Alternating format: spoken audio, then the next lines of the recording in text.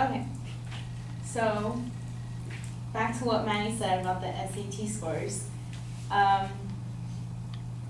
Mr. Coleman admits that high school grades are a better predictor of college success than standardized test scores. Standardized tests have become far too disconnected from the work of our high schools. He also said that students are too stressed and the tests are filled with mystery and tricks to raise scores and aren't necessarily creating more college-ready students.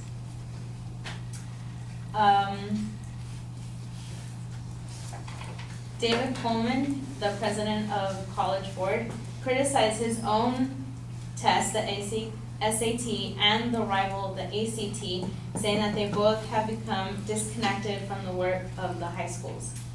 So the SAT isn't such a big help.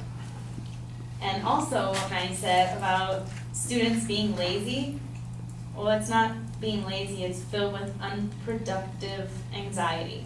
And that's a quote for Mr. Coleman again. And he says that, you know how we have to do the essay part in the SAT? Well, he says that he's never gotten an email from his boss saying, asking a question to get back to him in 25 minutes. You're being questioned about something you've never thought about. So it doesn't give you much time to actually write out a very thorough explanation on what you want to say.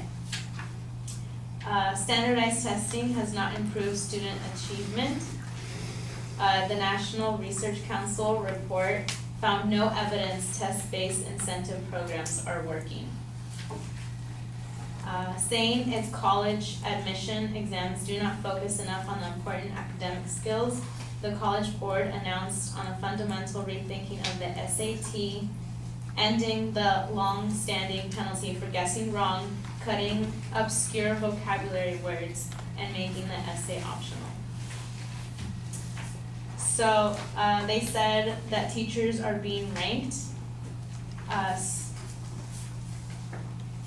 A growing number of colleges and universities were frustrated with the small changes that the SAT was being done to when it was revised in 2005. And they were motivated to eliminate the SAT and the ACT as admission requirements. Students despise the SAT not just because of the intense anxiety it caused or because they were lazy.